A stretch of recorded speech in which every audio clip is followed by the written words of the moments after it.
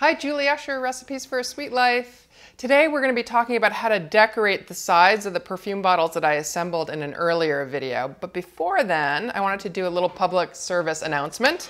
I don't know if you've ever noticed, but I've got this little slate that sits behind me, and usually it says cookies are the new cupcake, which I really believe is the case. But today it's going to be turned around and it's going to say, Ask Me About Club W. And this is just a reminder to you and to me to tell you about this great promo that I'm going to be running with Club W, which is an online wine club. I'm not going to tell you about all of it now. I'm going to actually put you on a little scavenger hunt. So if you continue to the end of this video and click on the Club W button, it'll take you to another video that tells you all about it. Okay, so let me put that aside and let's get talking about how to decorate these perfume bottles. What you'll need for this project is a finished, let me pull this one up, a finished contoured and iced piece. You'll actually need two of these. These form the size of the perfume bottle. And let me talk a little bit about how we got there. To decorate it, we'll largely be using royal icing transfers of 3 types. I've got a whole nother video where I talk about how to make royal icing transfers. We've got little white ovals, tan rounds, and some textured ones which were done with a star tip. And you want to have those all made in advance and dry. The decorating here is largely a process of applying transfers and fondant appliqué. So some interesting decorating techniques that I don't always use so often, with a little bit of piping layered on top. Now just a couple bit of words about how to get this piece, because it's quite unusual, as you'll see. I've got all the elements here and I've got videos that describe that. The first thing you want to do is take a dough that doesn't spread very much and contour it. Bake, in this case I baked it over a 4-inch cake pan, exactly this pan here, to create the shape. There was a little bit of cracking which I filled in with icing before I dipped it. I've got a whole video on how to contour cookie dough, so refer to that. Then I dipped it in royal icing to get this smooth effect. And I usually dip it on the pan itself to allow the extra to drain off, and then neaten up the bottom edge with a little bit of a paring knife. Once it's completely dry, then you're ready to begin the decorating process.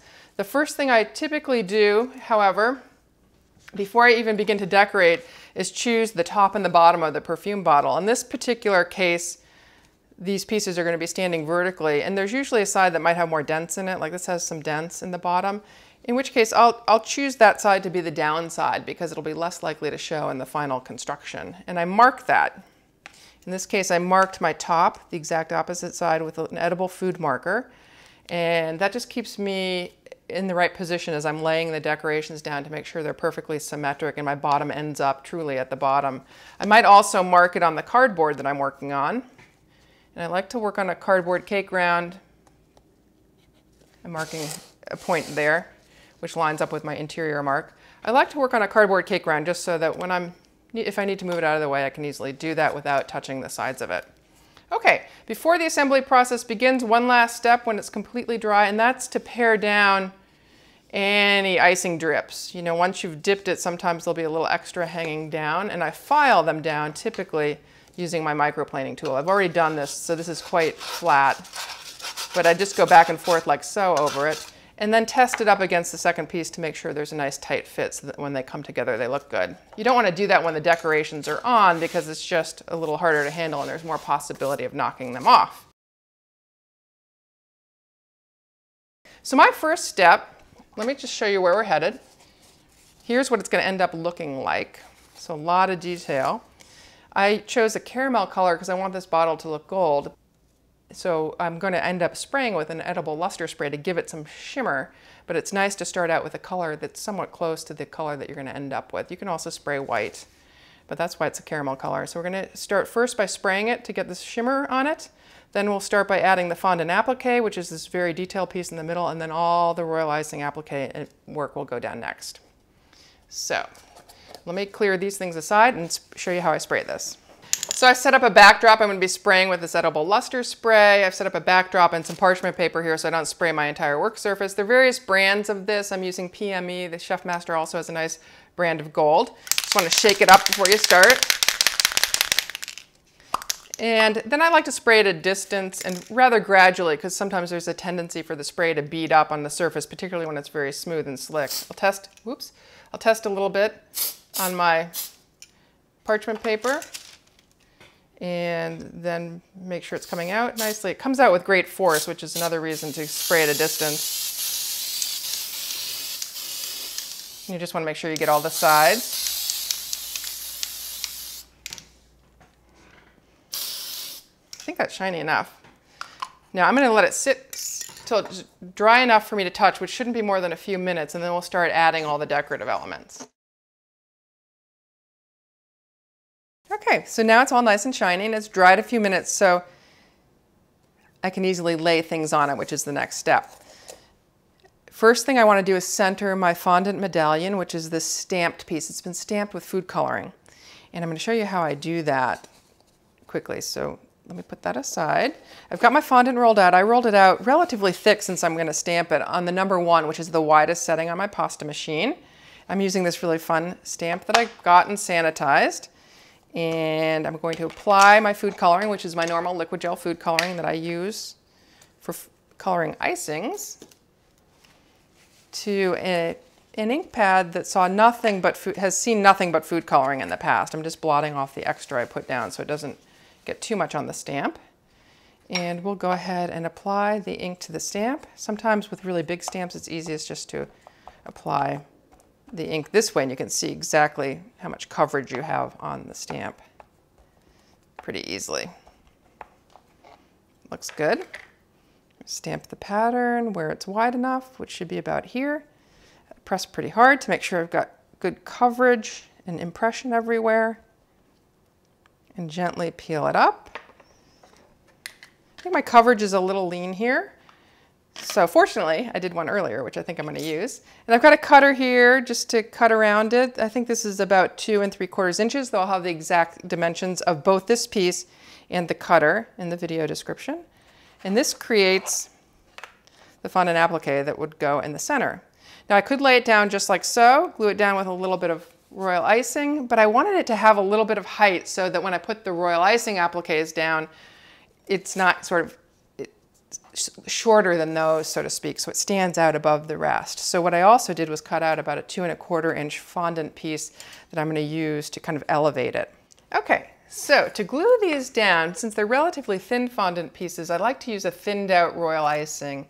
It's maybe a top coating consistency as opposed to an outlining consistency. It falls gradually off the spoon.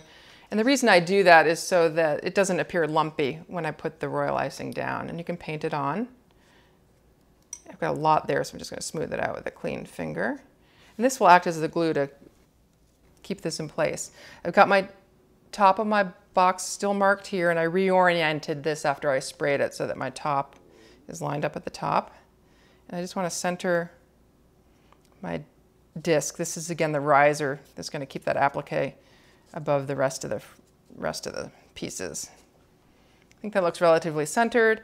I'm going to use the piece this is the one I just stamped. I like the one that's a little bit darker that I did earlier. So we're going to lay that on here, and we're going to glue it down using the same royal icing glue. You want to wait a little bit for the food coloring on top of the stamp to dry so that if you're handling it like this, you're not going to smudge it. Again, it might be a few minutes. It's not very long. And I'm always looking overhead to make sure things are appropriately centered. Cleaning hands, and I'm just going to press it down along the edges, around the edges of that little riser, so it's stuck down and there's nothing sticking up. So that gives it some nice elevation and lift. Now, my next step is to start putting on royal icing appliques, which are royal icing pieces that I piped in advance on acetate and popped off. And the advantage of piping them in advance is you have the ability to move them around on an object like this. I'm pulling out more icing. This is white icing, royal icing, but it's thicker than the stuff I use. I use a little thicker consistency to put the applique down. The thicker it is, the faster it dries, the less likely the pieces are to move. And I'm working with white just because if I don't like where I've positioned things, it's easier to clean up white on a surface than it is any other color. I'm going to put my glasses on for this. The first thing I want to do, and I'm going to bring this other one over so you can again see where I'm headed, is lay the center applique. And I started with a little cream or caramel dot. You could also gild these pieces in advance by spraying them with the same spray. I just didn't do that in this case. And I'm just going to stick one right in the center. I've got my handy trussing needle alongside, so if any white icing peeks out, I can clean it off. And then I think I've got 7 little oval ones around the side. I'm going to start this just to give you a sense. And you could decorate this any which way. This is just the particular pattern that I chose to do here. I'll often lay these pieces out before I start sticking them down just to visualize and then begin the gluing process. But since I've done this before, I'm going to glue directly. I pretty much have a good idea of where I'm headed.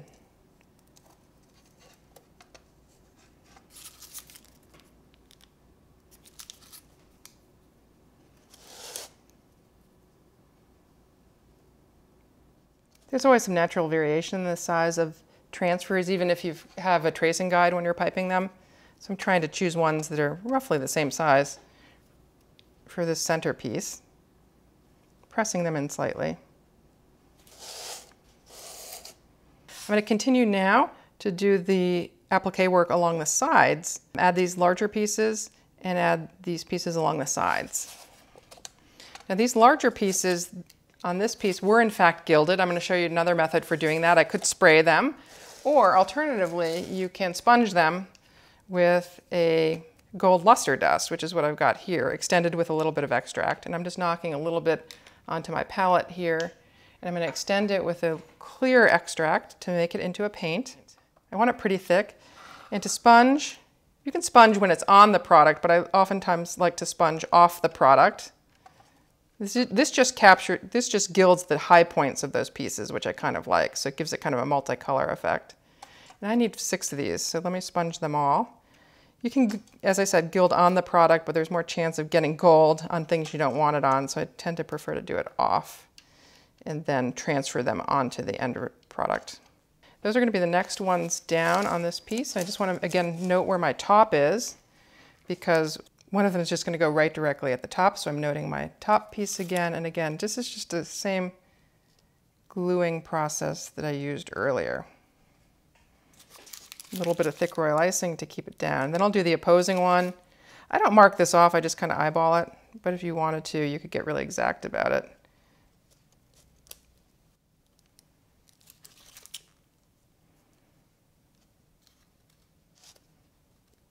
And pressing them in a little bit into that soft fondant just to give them an extra anchor point. I'm going to stick one right about here. Okay, with that kind of marks off a quadrant of equal distance between each of these little transfers, and that gives me a great visual guide for placing the rest of them. So this is one that I've done a little bit earlier, because this takes a little while. This might take me a half an hour or more to lay all these pieces down. You'll see what I mean. I've laid all these other appliques in the other quadrants. So I've just got one left to do here. And again, it's the same gluing process. I've got 5 tan ones across the top. In this case, I didn't gild these transfers that I piped with a star tip in advance, so they're not as shiny. And I might come in and do that later. It's nice to decorate pretty quickly after you've laid that fondant piece, though. This piece I did a couple of days ago, and this fondant piece is now dry, so I have less ability to kind of press the beads into it, which is sometimes nice. Like, I feel like this one's sticking out a little bit far, it's a little big, and normally I could just press it into that fondant and it would line up with the rest of them, but my fondant is no longer flexible, so I'm just going to choose a slightly smaller bead there so it looks a little more uniform. Okay, I've got it elevated. It's much easier for me to see if things are going down straight this way when I'm at eye level with it, or closer to eye level anyway. And I'm laying another set of, this time white, sort of oval appliques. And as I said, royal icing transfers, I will show you in a subsequent video how I made both the round pieces, the oval pieces, and those ones that were piped with a star tip. And we're just going to continue in this fashion. I have 5 layers of beads here, so I'm on the 3rd, just alternating colors.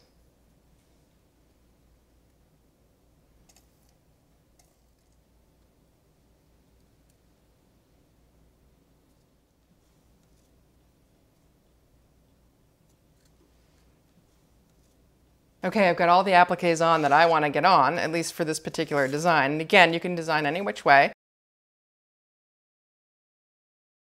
Now I'm going to come back. I always think a little bit of detail adds just that much more interest that takes a piece over the top. I'm going to add detail in between each and every one of these appliques, and then also this sort of very detailed edging along the bottom, which will end up being the side of the bottle, and so it will be very visible, and I want it to be very pretty. Let me start with the details on top, and then I'll show you how I work the side. It's a little bit of a different piping technique once you get on the side. For beadwork, I have a loose icing, relatively loose icing that forms a bead on its own, and I'll have all my royal icing recipes and recipe and consistency adjustments linked to in the video description. I'm going to start adding dots. Again, I like to pipe as vertically as possible when adding dots so that they end up very round.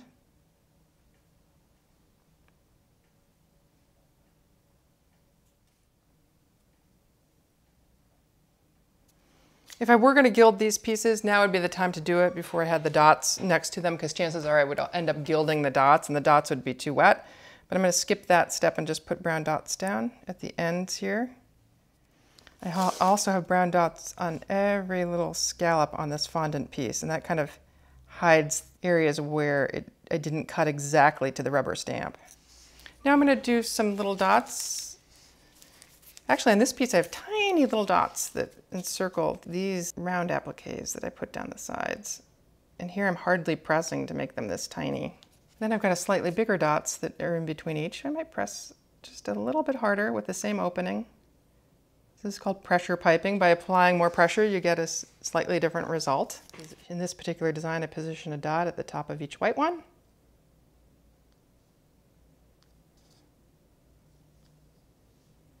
And then sort of along the side of each of these dots to kind of frame this triangular piece of applique. Okay, I've got all the dots on the appliques, so I'm going to come around and do the bottom border. And in this particular case, I go all the way around with the dots first and then start laying successive dots on top to create a triangular pattern in certain areas. And I like to go all the way around first because if you work one particular area, if you too many dots at a time, there's more likelihood of the dots flowing into each other. But by the time I work all the way around, they'll be dry enough that I can add the next layer of dots on top. So these are pretty tiny. Again, I'm hardly pushing. Make them a little bit bigger.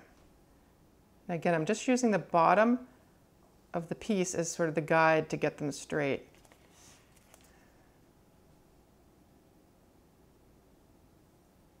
And placing them just far enough apart that they don't spread into each other. You'll notice that I dropped my seat. I'm working on an even shorter seat because it's really important for me to be eye level at this point or my dots would be going everywhere.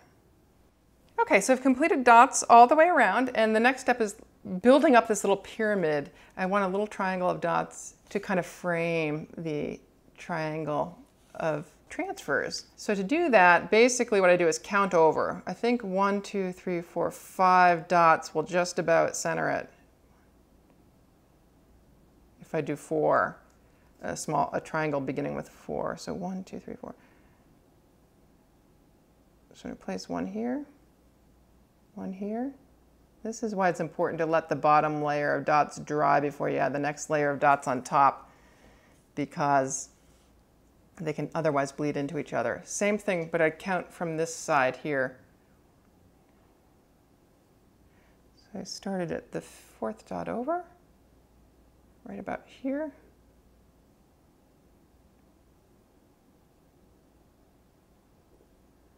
And I would continue all the way around to do the first layer of the triangle to allow these time to dry. But since we're on a video, I'm going to try to accelerate the process and put in the next layer of dots on these just to give you an idea of how I build up the triangles here on the sides. And I do this exact same thing on the opposing piece, the piece that would be joined with this one, so that when they come together, these little triangular pieces will line up and create another pattern of their own. So that's sort of the plan here. And you'll see that in my assembly video. Another row of 2.